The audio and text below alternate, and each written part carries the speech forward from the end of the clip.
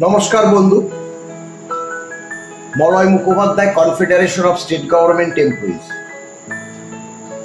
বন্ধু, আমাদের কাছ থেকে ডিএ মামলা প্রেক্ষিত কোনো খবর যদি উঠে না আসে, কর্মচারী, বিশেষ করে অবসরপ্রাপ্ত কর্মচারীরা খুবই উদ্বিগ্ন হয়ে যায়। আমরা লক্ষ্য করেছি তারা ফোন করে জানতে চায় মলয়বাবু কী অবস্থায় আছে ডিএ। হ্যালো বন্ধুরা, আমাদের চ্যানেলে আপনাদের স্বাগতম। আর এই চ্যানেলে আমাদের ভিডিও যারা প্রথমবার দেখছেন তাদেরকে অসংখ্য ধন্যবাদ।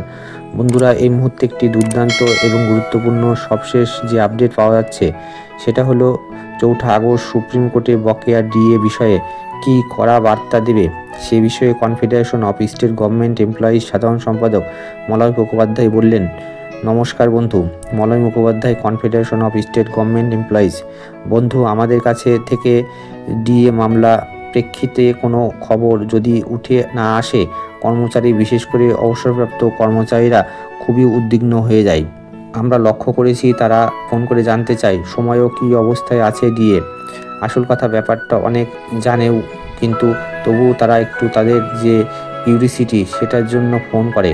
অবশ্যই করবে, তার জন্য আমরা বিরক্ত নই, আমি তাও বলে রাখলাম। কিন্তু দেখুন, আপনারা সকলেই জানেন প্রায় যে 1.5 মাসের মধ্যে, অর্থাৎ 6 সপ্তাহের মধ্যে 25% ডিএ যে দিয়ে দিতে বলেছে, যাই সেই অর্ডারটা বেরিয়েছিল সময় মে 2025 মাননীয় সঞ্জয় করল এবং সঞ্জীব মেহতার বেঞ্চে, কিন্তু সরকার তার মান্যতা দেয়নি, সেটা সকলেই জানেন। এবং শেষ দিন অর্থাৎ 27শে জুন, যে 1.5 মাস বা 6 সপ্তাহ হয়েছে, সেই দিনই একটা আমি এমনি করে হাত গুটিয়ে বসে আছে, কিছুই না। একটা দুগ্ধপোষ্য শিশুও জানে যে মামলাটা দীর্ঘ থেকে আবার দীর্ঘতর করার একটা চক্রান্ত এই সরকার করার চেষ্টা করছে। এখনও ঘটনাটা হলো, আমরা তো স্বাভাবিক নিয়মে যদি সর্বোচ্চ আদালতের রায় না মানে, তাহলে আদালত যে অবমাননা করছে তার মামলা আমরা করেছি। তার আগে যে চিফ সেক্রেটারি এবং ফিনান্স সেক্রেটারি, তাদের নামে বাই নেমে, অর্থাৎ চিফ সেক্রেটারি যদি অবসর যদি নিল তিনি, তাহলেও তার নামেই এই কম্পিটিশন হতো।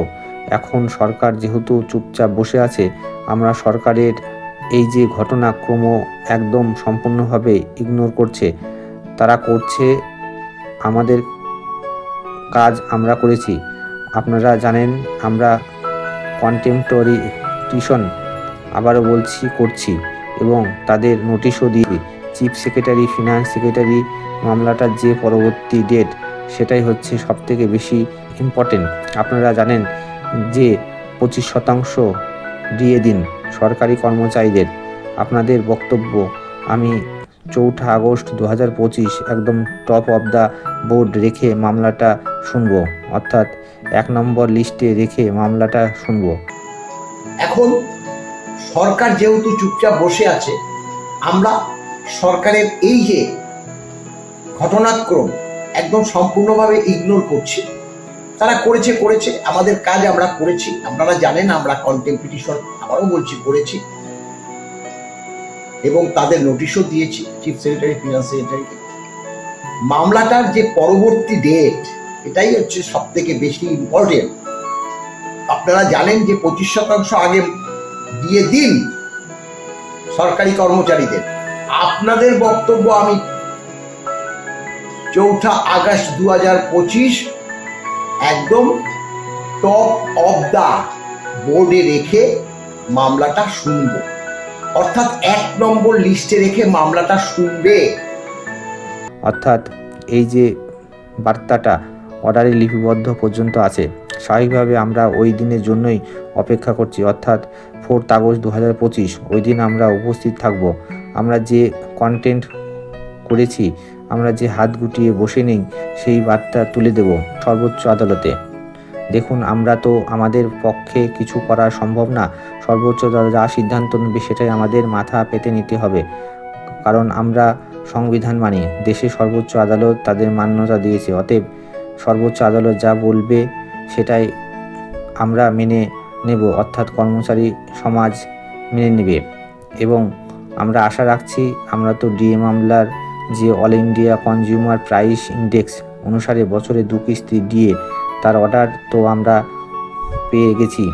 সরকারের সুবিধার্থে সরকার অর্থনৈতিক অবস্থা খারাপ, মাজা ভেঙে যাবে এই বার্তা দিয়েছে। সেই কারণেই সর্বোচ্চ আদালত 50% পরবর্তী আরও কমিয়ে 25% করেছে, এবং সেটা তো 100% ক্যালকুলেশন হয়ে যাওয়ার পর তার 25%, অর্থাৎ আমাদের অর্ডার কিন্তু all India consumer price index অনুসারে হয়ে গেছে।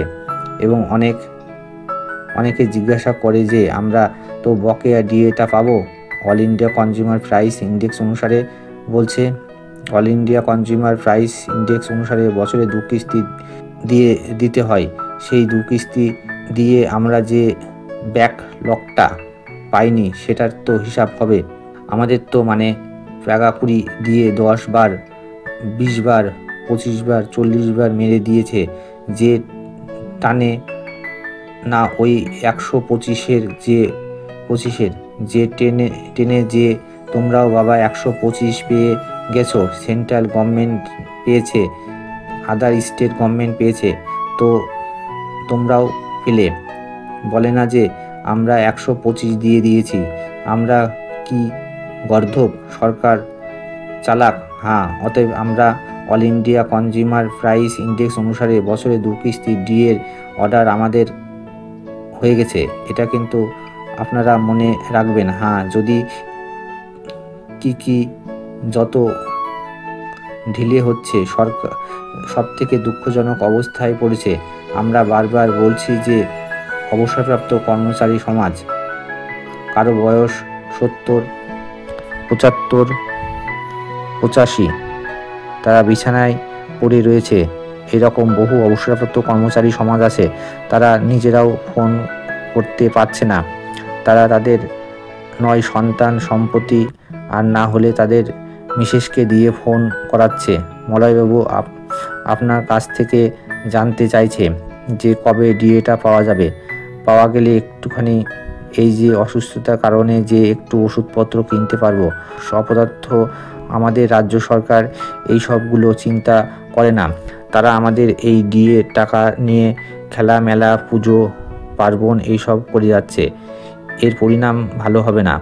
এত মানুষের অভিশাপ এবার আপনার উপর যে বর্ষাবে না, যে ডিএটা পেয়ে যাওয়ার পরেও আপনি দিচ্ছেন না। আজকের পর্বটা এখানেই শেষ করছি। ভিডিও কেমন লাগলো আপনাদের মতামত অবশ্যই কমেন্টের মাধ্যমে জানাবেন।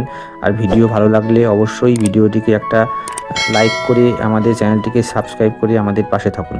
Thank you for watching our video.